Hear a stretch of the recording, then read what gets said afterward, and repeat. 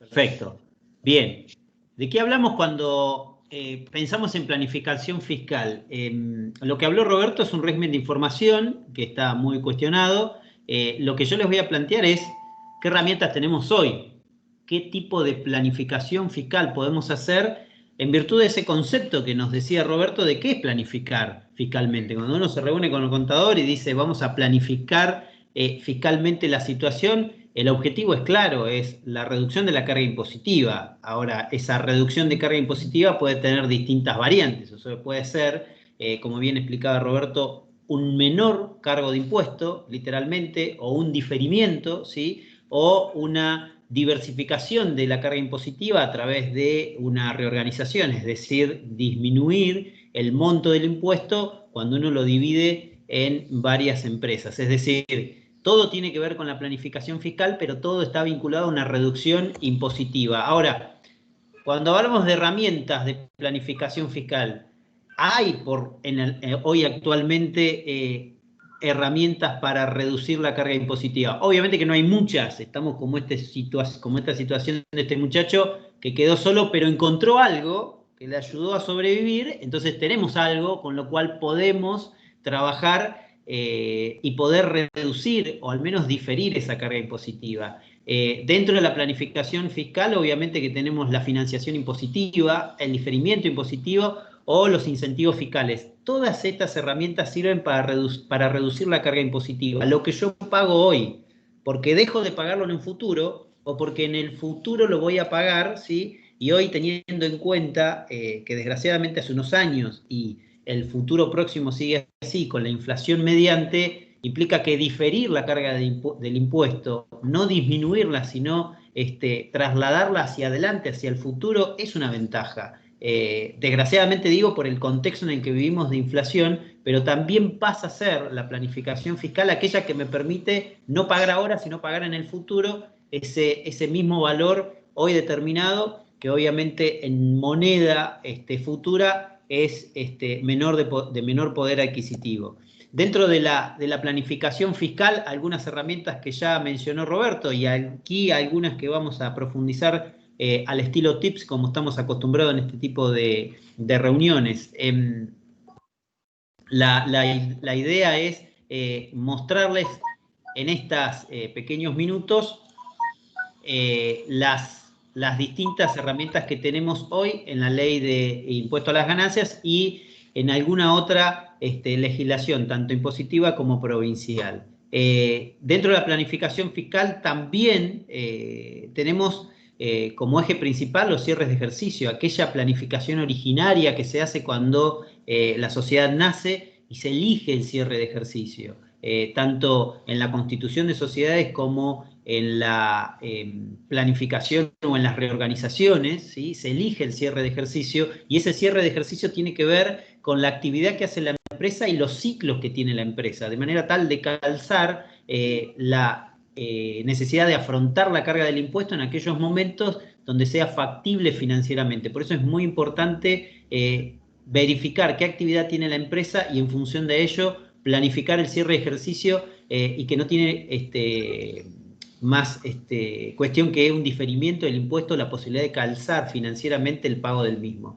Las reorganizaciones también son otra forma de planificación fiscal y esta tal vez más aplicada hacia futuro, en empresas familiares donde hay situaciones en las cuales obviamente que la estructura familiar obliga a planificar hacia futuro cómo va a ser esa estructura económica empresaria de la empresa. Bueno, la reorganización nos permite también aplicar planificación fiscal de forma y de ir viendo la forma en que se puede llegar a realizar. La venta y reemplazo, ¿sí? Categorizada como incentivo, como reducción, esto es un pequeño premio que se le da a aquellos que reinvierten en la actividad y a aquellos en los que necesariamente tienen que reinvertir en bienes de uso. Lo mismo pasa con el devengado exigible, es decir, la aplicación de un híbrido del reconocimiento del resultado en determinadas operaciones al momento en que yo puedo exigir y obviamente poder acoplar ese pago del impuesto con el fondo generado por la venta para poder afrontar el impuesto, por eso se llama devengado exigible. Honorarios al directorio, conocido por todos, pero obviamente que es una herramienta que nos permite diferir también la carga impositiva, porque depende del cierre de ejercicio y depende de en qué momento va a afrontar esa ganancia el directorio en empresas o compañías cerradas. También en empresas ganaderas existe un diferimiento si planificamos y vemos lo que es la actividad de la venta en la actividad de cría. Y por último, los saldos a favor en impuestos provinciales y en impuestos nacionales, gran parte ya los vimos en la reunión anterior con el contador Agustín Bigliatti. En el caso de operaciones de venta y reemplazo, esto tenemos que tener en cuenta que lo que me permite la ley es diferir en el tiempo el resultado impositivo que me genera un impuesto para aquellos ingresos que no son regulares. Es decir, cuando yo cambio por una cuestión vinculada a la actividad y de necesidad de reemplazo de los bienes con los cuales desarrollo la actividad, tengo una franquicia que es diferir ese resultado. ¿Por qué es una franquicia y por qué es una situación a no menospreciar? Porque en la mayoría de los casos, cuando yo reemplazo un bien de uso, por lo general está totalmente amortizado. Esto hace que el resultado de venta del bien sea igual a la factura de venta. Entonces yo pago un impuesto, siendo obviamente empresa jurídica, sociedad comercial, un impuesto equivalente a la facturación, porque el bien no tiene costo, el bien ya está amortizado. En la mayoría de los casos sucede esta situación. Por eso son ingresos no regulares, ¿sí? Y obviamente que yo lo que difiero es ese valor de venta porque lo aplico a una reducción del valor de compra del otro bien. Por eso se llama venta y reemplazo, cuando yo necesariamente debo reemplazar ese bien, ¿sí? Y debo adquirir uno nuevo. La ganancia por la venta del bien no voy a pagar en el impuesto a ganancias, sino que lo voy a diferir a través de una menor amortización. Y acá, claro, y tiene que ser clave, que la operación de compra y venta, más allá de, independientemente de cuál se realice en primera instancia, si la venta o la compra, deben realizarse dentro del término de un año, no un año calendario, sino dentro de un año. Tenemos que tener en cuenta de que yo puedo vender un bien, que es lo que sucede cuando generalmente reemplazo, y tengo un año para realizar la compra de ese bien que va a reemplazar al vendido. Y de esa manera voy a obtener una franquicia impositiva porque esa ganancia en el ejercicio que se genere no voy a pagar el impuesto, sino que la voy a aplicar a un menor costo del valor de compra del bien. Y acá un ejemplo, ¿sí? Matemático, y nosotros muy ligados al agro, el reemplazo de un tractor cuyo valor de incorporación, obviamente en valores simulados, es de 50.000 pesos, y yo vendo mi tractor anterior en 10.000 pesos, lo que obtengo, ¿sí? Gráficamente, es un ahorro fiscal de diferir el impuesto que se hubiera generado por la venta realizada en 10.000 pesos, donde me hubiera obligado a pagar un impuesto de 3.000 en el ejercicio en que hago la venta, y aplicando la opción de venta y reemplazo voy a pagar un impuesto a las ganancias de 600 pesos por ejercicio en virtud de la menor amortización que voy a afectar a la compra del nuevo bien. Fíjense que yo compro un bien en 50.000 pesos, ¿sí? Y si no aplico la opción de la ley, la franquicia de la ley, mi amortización es 10.000 pesos por año, es decir, 5 años termino de amortizar el bien. Ahora, si yo lo aplico a la adquisición, mi valor impositivo de ese bien no es 50, sino 40, porque le aplico los 10 de renta recibida, y en función de eso amortizo en 5 años, y la amortización es menor cuando hago uso de la opción que cuando no la uso. En definitiva, es un diferimiento del impuesto, en definitiva no es una reducción de la carga impositiva cuando uno ve durante todos los años, pero obviamente que es una franquicia a utilizar. Llevémoslo esto a valores reales de un tractor y llevemos esto a la inflación actual. Otra de las herramientas, y siempre en esta clave de dar tips, es el devengado exigible, es decir, aquellas operaciones en las que yo vendo mercaderías, me plantea la ley en el artículo 18, y las realizo con un plazo de cobro superior a 10 meses. Esto es venta de mercaderías, venta de bienes que yo tengo como mi actividad principal, bienes de cambio. Siempre que yo las venda a plazos superiores a 10 meses y hago uso de la opción, sobre todas las mercaderías que tengan esas características, las voy a incorporar impositivamente en el ejercicio en el que se genere la obligación de cobro. Es decir, si yo cierro en diciembre y vendo en octubre, mi cobro va a ser como mínimo en agosto del año siguiente. Entonces voy a trasladar la renta por la venta de esos bienes al ejercicio siguiente. Pero fíjense en la otra opción que da la ley muy interesante, que dice cuando se trate de otros bienes, no mercaderías, ¿sí? Y las cuotas sean exigibles en más de un periodo fiscal. Y para los cierres de diciembre es muy importante el momento en el que estamos, porque si yo estoy planificando vender un bien que no es mercadería, puedo pactar una forma de pago en la cual lo pueda percibir en enero y eso ya me cambia de ejercicio, entonces ya me permite entrar en este beneficio de diferir esa carga impositiva. Insisto, acá no estamos reduciendo el impuesto, lo estamos difiriendo. Por eso es una herramienta válida y obviamente que dentro de lo que estamos mencionando como herramientas y vinculándolos al tema que nos planteó Roberto, todo esto está informado a la FIP porque tanto la venta y reemplazo como las reorganizaciones, ¿sí?, se tienen que comunicar a la FIP, con lo cual obviamente que esta situación está ya planteada en ese régimen de información de planificaciones fiscales. Aquí está todo ya establecido en la ley y en los distintos regímenes de información, con lo cual estaría cumplido este tipo de herramientas fiscales que usamos para planificar.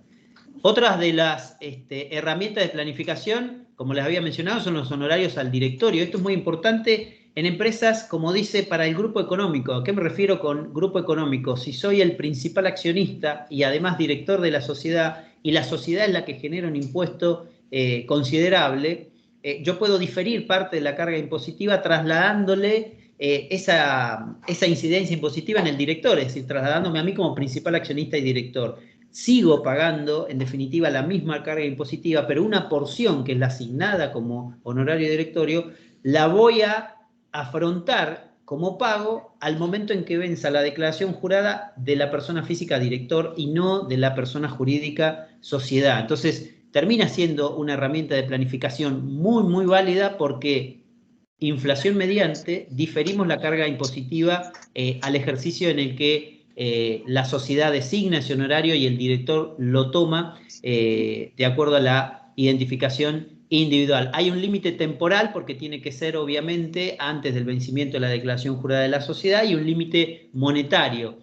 Hay dos límites monetarios en realidad, el mayor de 12.500, decididamente desagiado ese valor sin ningún tipo de incidencia, y el otro es el 25% de los resultados contables, ¿sí?, no los impositivos, sino los resultados contables, que son ajustados por inflación. Entonces hay que tener en cuenta que los resultados contables no son iguales a los impositivos y que lo que tomamos como pauta son los resultados contables, los que debemos tomar como límite monetario para calcular el honorario del director. Obviamente que hay una incidencia en el pago del director, es decir, insisto, no hay una reducción del impuesto, hay un diferimiento. Lo ponemos como herramienta porque inflación mediante es una herramienta que permite ahorrar pesos en moneda de distinto momento. Entonces hay una incidencia porque el director debe afrontar el impuesto. Y también tener presente que hay una retención que se paga de impuesto a la ganancia, pero obviamente que esa retención al asignar en la asamblea respectiva al honorario permite y es pago a cuenta del impuesto que va a afrontar el director a posteriori. Empresas ganaderas también le había mencionado, y otro de los tips, la evaluación de hacienda vacuna, esto específicamente en los establecimientos de cría. Sabemos que hay establecimientos de cría y de invernada, la franquicia impositiva de planificación fiscal la podemos ver mucho más fuerte y exteriorizada en aquellos que tienen la actividad de cría, es decir, el apareamiento entre el toro y la vaca y la producción de terneros, y la evaluación impositiva es el costo estimativo por revaluación anual. Esto no es ni más ni menos, ¿sí?, rápidamente, la determinación de un resultado, ¿sí?, como todos los resultados de utilidad bruta para todas las empresas en donde actúan estas variables y estas fórmulas, las ventas menos la existencia inicial, menos las compras, más la existencia final. ¿Por qué la existencia final está en un color allí en la última ecuación resaltada? Porque esa ecuación suma a la utilidad bruta. Entonces yo puedo planificar la forma en que voy a evaluar esa existencia final de manera tal que cuanto más baja sea esa ecuación